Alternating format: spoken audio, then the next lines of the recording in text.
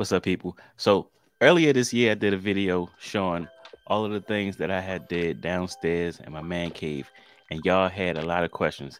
So I'm gonna take this time out on this video to answer all the questions y'all left down in the comment section. So without any further ado, let's get right into it. All right, so our first question is from JDKiss58 asking, where did I plug up the wires for the LED lights on my steps? This is something that I answered in another video where I actually showed the whole process of how I did that.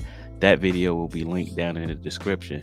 But pretty much basically what I did is I drilled through the top step. Now this only really works if you're in the basement and the back side of your steps are not finished. I just drilled a hole through the back of the top step and ran the wires that way. So I hope that answers your question. So this next question is from Randy Jerome. He's asking, did you build that arcade cabinet and where can I get the plans?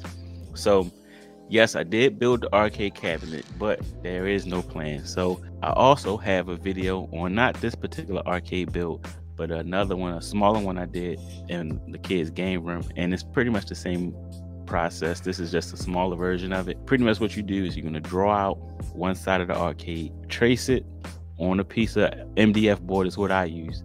Pretty much just trace it on a side of the MDF board, cut it out, trace it again, and cut out both sides. And then depending on the size of your TV, cut the backboards and so forth. I have a whole video showing the process of how I built one of these. So if you want to check that out, again, I'll leave that video linked down in the description. It's not the same exact build as the one you see down here in the man cave, but it's a really similar process, just on a smaller scale. Next question is from Travail Smith asking, did I frame my own jerseys? And no, I didn't frame them. My father did them, and it's actually a simple process. Now this is only going to work on like a thin jersey. Like if you have a big bulky football jersey, it might not work because of course these frames are not meant to be used to frame jerseys. It was kind of a hack we did, but it's pretty much a 24 by 36 poster frame, and then you take a piece of fabric, wrap it around that back cardboard piece, fold up your jersey real nice, pin it to the board, put it in the frame, and there you have it. All right, next question is from Play More Games, and he's asking if I have a video showing how I made the digital movie poster. Fortunately, I don't have a video of that. I made that before I was doing YouTube, because I definitely would have made that a video if I was doing YouTube back then. But I did do a YouTube short. I'll show some of the footage here showing the backside of what the backside of the movie poster frame looks like. And it's really a simple process.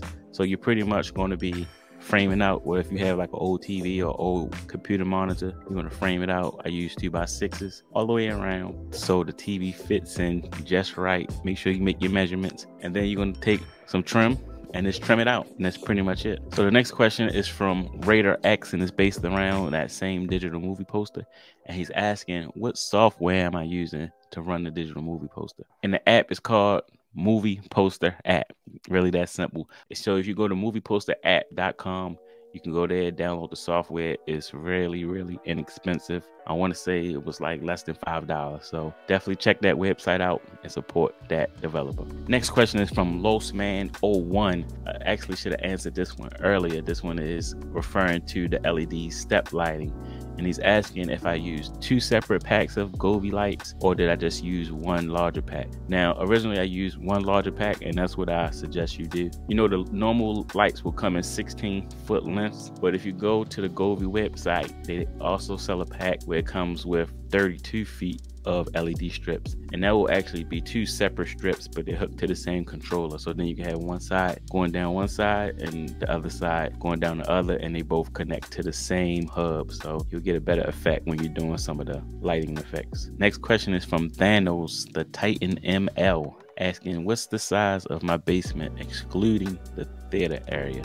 So the measurement for the main area of the basement is going to be 16 by 38. All right, next question is from Benjamin Wagner, asking where did I get the stands for my alcohol stand? And I just made those from a piece of plexiglass. So I went to Home Depot, got a large sheet of plexiglass, cut it in strips. Of course, measured it up first, see how big I wanted it, cut it in strips, spray painted it white, and just threw it on there. So pretty much all around DIY job. Next question is from Yep, asking what are the size of my regular movie posters, and they are 36 by 24 or 24 by 36. If you're getting any value from this video, please consider hitting that like and subscribe button. I definitely appreciate the support, and it definitely helps out the channel. All right, next question is from Wayne Gatling. He says, since you're a DIYer like myself, did you actually build the bar yourself? And yes and no. So I built the bar, but I did use pre-made kitchen cabinets that you can get from Lowe's. Just as your basic unfinished kitchen cabinet that you can buy. They have different lengths. I used that to actually build the cabinet part of it, which saved me a ton of time. I have built bars in the past where I did the whole thing from scratch, and it took way longer. So this pretty much cut my construction time in half.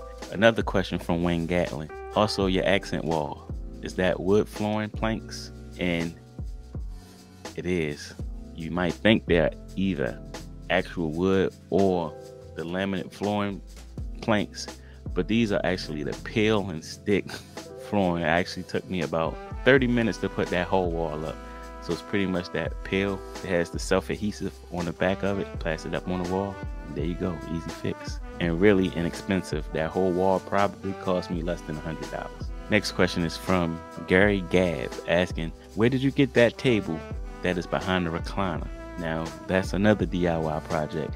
So if you can see, I have just a piece of MDF board that I took some epoxy, mixed it up, poured it over. If you ever seen people do the epoxy countertops, I did that for this as well as on the bar itself. And it's pretty much some MDF board.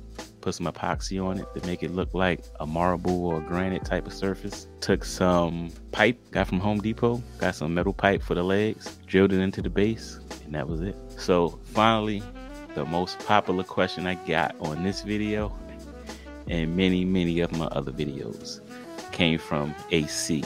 What's up, man? Just tuned into your channel for some ideas, loving the content. Thank you, appreciate that. By the way, are you from Baltimore? You kind of got an accent. So yes, I am from Baltimore, born and raised. Live about 45 minutes outside of Baltimore now. So yes, I am from Baltimore.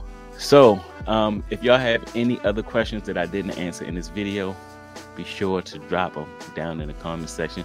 I'll have links to all of the videos I referenced in this video down in the description if you want to check those out. So if you haven't checked any of those out, go ahead and check those out first. It might have the answer to your question in one of those videos. But I want to thank y'all for watching. Again, don't forget to like and subscribe. It definitely helps out the channel. And I'll see y'all in the next video. Peace out.